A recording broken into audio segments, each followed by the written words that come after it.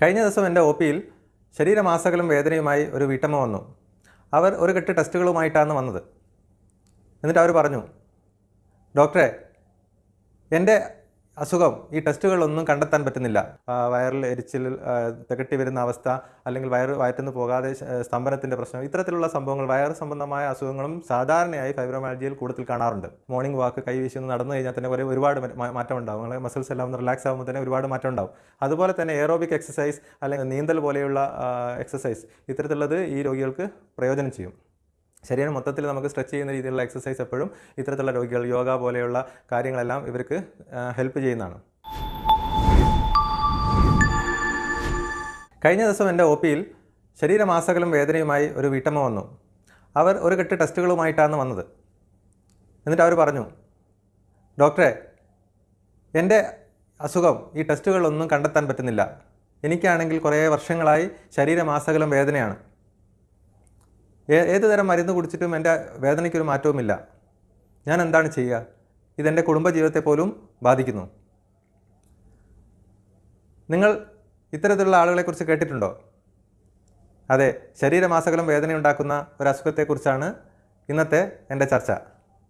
ഞാൻ doctor Nishad P K, consultant pain physician, cortex spine and pain care, Eranhipalam.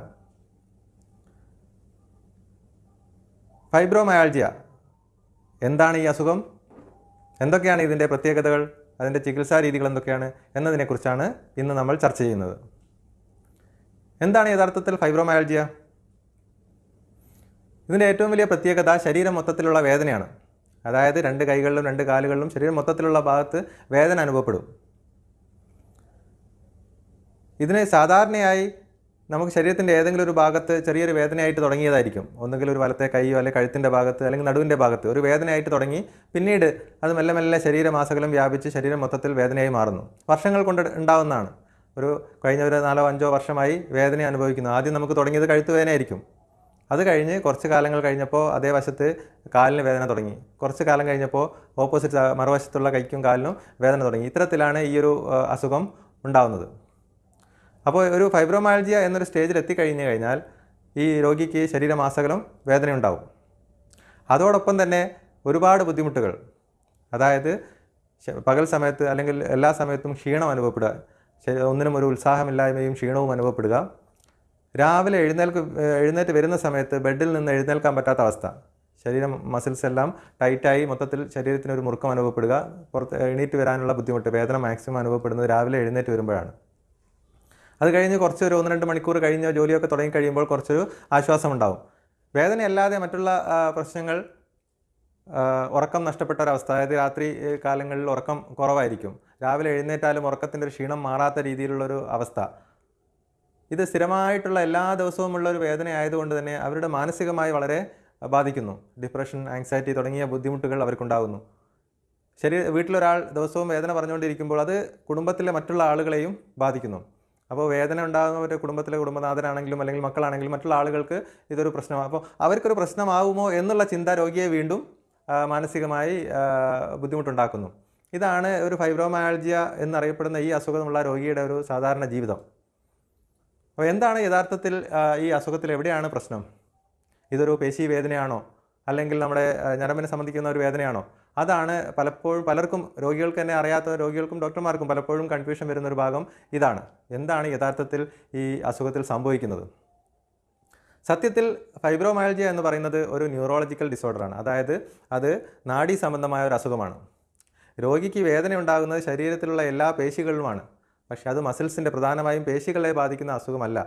മറിച്ച് അത് തലച്ചോറിൽ നിന്ന്, അതായത് സെൻട്രൽ നെർവസ് സിസ്റ്റം എന്നറിയപ്പെടുന്ന നമ്മുടെ തലച്ചോറും സുഷുമ്നാ നാഡിയും അടങ്ങിയ ഭാഗത്ത് നെർവ്സിനുണ്ടാകുന്ന മാറ്റങ്ങൾ കൊണ്ടുണ്ടാകുന്ന ഒരു അസുഖമാണ് ഫൈബ്രോമയാൾജിയ.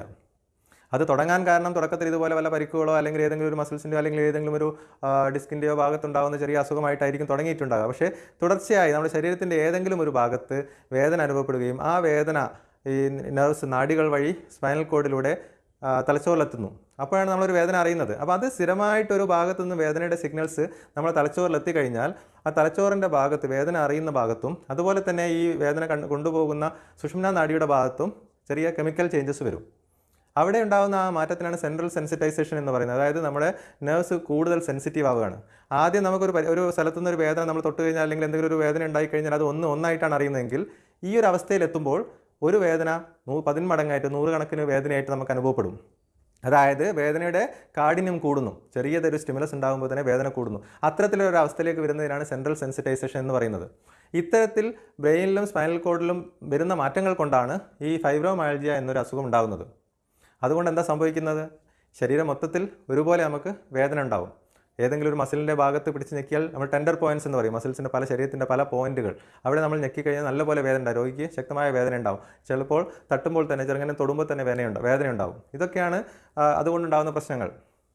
ഇതോടൊപ്പം തന്നെ ഈ കെമിക്കൽ ചേഞ്ചസ് ആ വേദനയുടെ പെയിൻ സെൻറ്ററും മറ്റുള്ള ഇമോഷണൽ സെൻറ്ററുമായി കണക്ഷൻ ഉള്ളത് കൊണ്ട് തന്നെ ഇവർക്ക് അതിനെ അനുബന്ധിച്ച് തന്നെ മറ്റുള്ള ഇമോഷണൽ ഡിസ്റ്റർബൻസസ്, ആങ്സൈറ്റി, ഡിപ്രഷൻ തുടങ്ങിയ പ്രശ്നങ്ങൾ ഇതിൻ്റെ കൂട്ടത്തിലുണ്ടാകുന്നു.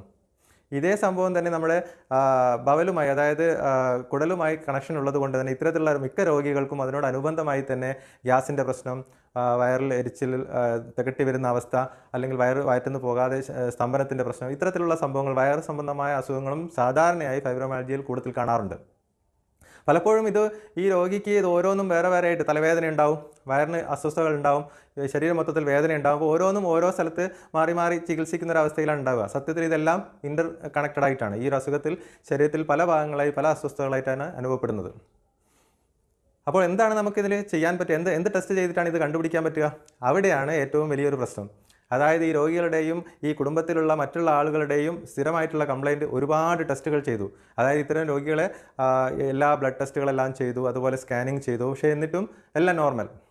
അപ്പോൾ ടെസ്റ്റുകളിലൊന്നും കണ്ടെത്താൻ പറ്റുന്നില്ല എന്നുള്ളൊരു കംപ്ലയിൻറ്റ് സാധാരണയായി എല്ലാ രോഗികളും പറയുന്നൊരു കാര്യമാണ്. അവരുടെ ഏറ്റവും വലിയൊരു സങ്കടം അത് തന്നെയാണ്. അതായത് എൻ്റെ അസുഖം ആർക്കും കണ്ടെത്താൻ പറ്റുന്നില്ല. കാരണം ടെസ്റ്റുകൾ കണ്ടെത്തുന്ന ഇപ്പോൾ ഇതൊരു റിപ്പോർട്ട് കാണിച്ച് ഇതാണ് നിങ്ങളുടെ പ്രശ്നം എന്ന് പറയുമ്പോൾ അവർക്കുണ്ടാകുന്ന ഒരു സാറ്റിസ്ഫാക്ഷൻ ഈ ഫൈബ്രോമയാൽജിയ രോഗികൾക്ക് കിട്ടില്ല. കാരണം വെച്ചാൽ അത് ടെസ്റ്റുകളിലൂടെ കണ്ടെത്താൻ പറ്റുന്ന ഒരു അസുഖമല്ല.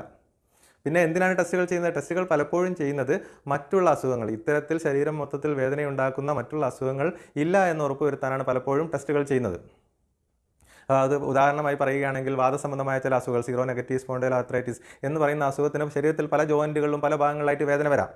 അപ്പോൾ അത്തരത്തിലുള്ള ചില അസുഖങ്ങൾ നമുക്ക് കൃത്യമായി ഈ വാദസംബന്ധമായ ചില അസുഖങ്ങൾ ഇല്ല എന്ന് ഉറപ്പുവരുത്തൽ പ്രധാനമായി ആവശ്യമുള്ള കാര്യമാണ്. അപ്പോൾ അത്തരത്തിലുള്ള ഈ അസുഖങ്ങളൊന്നും ഇല്ല എന്നുള്ള ആവശ്യത്തിന് വേണ്ടി മാത്രമാണ് ഈ ഫൈബ്രോമയാൽജിയ പോലെയുള്ള സിംറ്റംസ് ഉള്ള ആളുകളിൽ ടെസ്റ്റുകൾ ചെയ്യുന്നത്. അല്ലാതെ ഈ ഫൈബ്രോമയാൽജിയ നമുക്കൊരു ടെസ്റ്റിലൂടെ കണ്ടെത്താൻ പറ്റില്ല, കൺഫേം. അപ്പോൾ പലപ്പോഴും മറ്റുള്ള ഈ ക്ലിനിക്കലി ആ ഒരു രോഗിയെ പരിശോധിക്കുമ്പോൾ കിട്ടുന്ന ഈ ഹിസ്റ്ററി മറ്റുള്ള കാര്യങ്ങളും വെച്ചിട്ട് ആണ് ഫൈബ്രോമയാൽജിയ നമ്മൾ ഡയഗ്നോസ് ചെയ്യുന്നത്. അപ്പോൾ മറ്റുള്ള ടെസ്റ്റുകളെല്ലാം മറ്റുള്ള അസുഖങ്ങൾ റൂൾ ഔട്ട് ചെയ്യാൻ വേണ്ടി മാത്രം ഉപയോഗിക്കുന്നതാണ്. രണ്ടാമത് മറ്റൊരു പ്രശ്നം രോഗി അനുഭവിക്കുന്നത്, ഇത് ചികിത്സിച്ചിട്ട് മാറുന്നില്ല, അല്ലെങ്കിൽ മരുന്ന് കഴിക്കുന്നതല്ലാതെ മരുന്ന് കഴിക്കുമ്പോൾ കുറച്ച് കുറയും, നിർത്തുമ്പോൾ വീണ്ടും വരും, ഇത്തരത്തിലുള്ള ഒരു പ്രശ്നം സ്ഥിരമായിട്ട്. അപ്പോൾ ഞാൻ മരുന്ന് കഴിച്ചുകൊണ്ടിരിക്കുമ്പോൾ നല്ല സുഖം ഉണ്ടായിരുന്നു, പക്ഷേ നിർത്തിയപ്പോൾ വന്നു. അപ്പോൾ ഇതെന്തുകൊണ്ടാണ് ഇത്തരത്തിലുള്ള പ്രശ്നം വരുന്നത്? ഇത് ഞാൻ പറഞ്ഞ പോലെ ഈ നെർവ് സംബന്ധമായ ഒരു അസുഖമായതുകൊണ്ട് തന്നെ കുറച്ച് ഒരുപാട് സമയം എടുക്കുന്ന ട്രീറ്റ്മെൻറ്റ് ആയിരിക്കും. സാധാരണ രീതിയിൽ 1-2 മാസം കൊണ്ട് നമുക്ക് പൂർണ്ണമായി മാറ്റാൻ പറ്റുന്ന രീതിയിലുള്ള ഒരു അസുഖമല്ല ഫൈബ്രോമയാൽജിയ. അപ്പോൾ അതിൻ്റെ ചികിത്സയിൽ നമുക്ക് ഇത്തരത്തിലുള്ള കാര്യങ്ങൾ, അതായത് ഒരു മൾട്ടി ഡിസിപ്ലിനറി ട്രീറ്റ്മെൻറ്റ് എന്നാണ് നമ്മളിതിന് പറയുന്നത്. എന്തുകൊണ്ടാണെന്ന് വെച്ചാൽ ഞാൻ നേരത്തെ പറഞ്ഞ പോലെ ഇത് പല ഭാഗങ്ങളെയും, അതായത് സൈക്കോളജിക്കൽ പാർട്ട് കുടുംബത്തിനെ ബാധിക്കുന്നുണ്ട്, അതുപോലെ തന്നെ ശരീരത്തെയും ബാധിക്കുന്നുണ്ട്. ഇത് മൂന്നും കൂടി ഉണ്ടാകുമ്പോൾ പലപ്പോഴും ഇത്തരത്തിലുള്ള ആളുകൾ കുറച്ചു കാലം മാറാതെ വേദനയാകുമ്പോൾ നമ്മൾ ഒരുപാട് അബ്യൂസ് ഇവർക്ക് ഉണ്ടാവും. അതായത് ഒരു സൈക്കോളജിക്കൽ പെയിനായിട്ട് തെറ്റിദ്ധരിക്കും. ഇത് എല്ലാവരും നിനക്ക് ഒന്നുമില്ല, ടെസ്റ്റൊക്കെ നോർമലാണ്, നിനക്ക് വട്ടാണ്, അല്ലെങ്കിൽ നിൻ്റെ തലയിലാണ് എല്ലാ അസുഖവും എന്നുള്ള കമൻറ്റ്സ് അവർക്ക് സ്ഥിരമായിട്ട് കേൾക്കും. അത് ശരിക്കും മറ്റുള്ള കൂടുതൽ ഇത് ആഘാതം പിന്നെയും കൂട്ടുകയാണ്. കൃത്യമായി അവരുടെ തലച്ചോറിൽ നടക്കുന്ന കെമിക്കൽ രാസവസ്തുക്കളുടെ ചേഞ്ചസ് കാരണം ഉണ്ടാകുന്ന ഒരു അസുഖമാണ്. പക്ഷേ ടെസ്റ്റുകളിൽ കണ്ടെത്താത്തതുകൊണ്ട് മാത്രം അവർക്കുണ്ടാകുന്ന ബുദ്ധിമുട്ടുകളാണിത്. അപ്പോൾ കൃത്യമായിട്ട് ഈ ഒരു എല്ലാ കമ്പോണൻസും ഉള്ളത് കൊണ്ട് തന്നെ ഇത്തരത്തിലുള്ള രോഗികളെ ചികിത്സിക്കുമ്പോൾ നമുക്ക് മൾട്ടി ഡിസിപ്ലിനറി ട്രീറ്റ്മെൻ്റ് ആണ് ഇതിനാവശ്യം വരുന്നത്. അതായത് നമുക്ക് മെഡിസിൻസ് വേണ്ടി വരും. ഈ നെർവ് സംബന്ധമായ പ്രശ്നങ്ങൾ ശരിയാക്കാൻ വേണ്ടി മെഡിസിൻസ് വേണ്ടി വരും.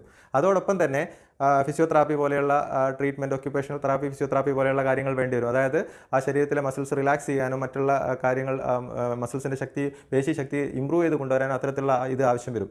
കൂടെ നമുക്ക് സൈക്കോതെറാപ്പിസ്റ്റിൻ്റെ സഹായം ആവശ്യം വരും. അതായത് ഈ കോഗ്നിറ്റീവ് ബിഹേവിയറൽ തെറാപ്പി പോലെയുള്ള ട്രീറ്റ്മെൻറ്റ് വഴി നമുക്ക് അവർക്കുണ്ടായ മാനസിക പ്രശ്നങ്ങൾ, മാനസികമായിട്ടുണ്ടാകുന്ന ബുദ്ധിമുട്ടുകൾ ഇതിൽ നിന്ന് മാറ്റിക്കൊണ്ടുവരാൻ പറ്റും. അപ്പോൾ ഈ ഇത്തരത്തിൽ എല്ലാ പല ആംഗിളിൽ നിന്നും നമ്മൾ ട്രീറ്റ്മെൻറ്റ് എടുക്കുമ്പോഴാണ് ഈ രോഗിക്ക് മാക്സിമം ബെനിഫിറ്റ് കിട്ടുന്നത്. അത്തരത്തിലുള്ള ട്രീറ്റ്മെൻറ്റ് എടുക്കുന്ന സെൻറ്ററുകൾ കുറവായതുകൊണ്ടും അത്തരത്തിൽ ഈവൻ സൈക്കോളജിസ്റ്റിനെ കാണാം എന്ന് പറഞ്ഞാൽ പോലും പല രോഗികളും വില്ലിങ് അല്ലാത്തത് കൊണ്ടുമാണ് നമുക്ക് യഥാർത്ഥത്തിൽ ഈ അസുഖത്തിന് പെട്ടെന്നൊരു മാറ്റം അല്ലെങ്കിൽ നല്ല രീതിയിലൊരു ശമനം കിട്ടാതെ പോകുന്നത് അതുകൊണ്ടാണ്. അപ്പോൾ എന്താണ് നമുക്ക് ഇതിൽ ചെയ്യാൻ പറ്റുന്നത്? രോഗിക്ക് തന്നെ ഒരുപാട് കാര്യങ്ങൾ ചെയ്യാൻ പറ്റും. ഒന്നാമത്തത്, ഈ അസുഖം എന്താണ്, അതിൻ്റെ പത്തോഫിസിയോളജി ഞാൻ നേരത്തെ പറഞ്ഞാൽ എന്തുകൊണ്ടാണ്, എങ്ങനെയാണ് വരുന്നത് എന്ന് മനസ്സിലായി കഴിഞ്ഞാൽ അതാണ് ഏറ്റവും പ്രധാനം. അതായത് ഇതൊരു ശരീരത്തിന് പലർക്കും ഇത് ക്യാൻസർ ആണോ അല്ലെങ്കിൽ മറ്റുള്ള അസുഖമാണോ, എൻ്റെ വേദന എന്താ മാറാത്തത് എന്നുള്ളൊരു പേടി ഉണ്ടാവും. അതാണ് നമ്മൾ ആദ്യം മാറ്റേണ്ടത്. അതായത് ഇത് ശരീരത്തിന് ഭീഷണിയായിട്ടുള്ളൊരു അസുഖമല്ല, ഇത് കൂടിയിട്ട് വേറെ എന്തെങ്കിലും ആയി മാറും, അങ്ങനത്തെ പേടിക്കൊന്നും വേണ്ട. പക്ഷേ ഇത് വേദന ഉണ്ടാക്കുന്നുണ്ട്, ശക്തമായ വേദന ഉണ്ടാക്കുന്നുണ്ട്. അപ്പോൾ നമുക്ക് വേദന മാറ്റണം. പക്ഷേ ആദ്യം നമ്മൾ മനസ്സിലാക്കേണ്ടത് ഇത് ശരീരത്തിനോ ജീവനോ ഭീഷണിയായിട്ടുള്ള ഒരു അസുഖമല്ല.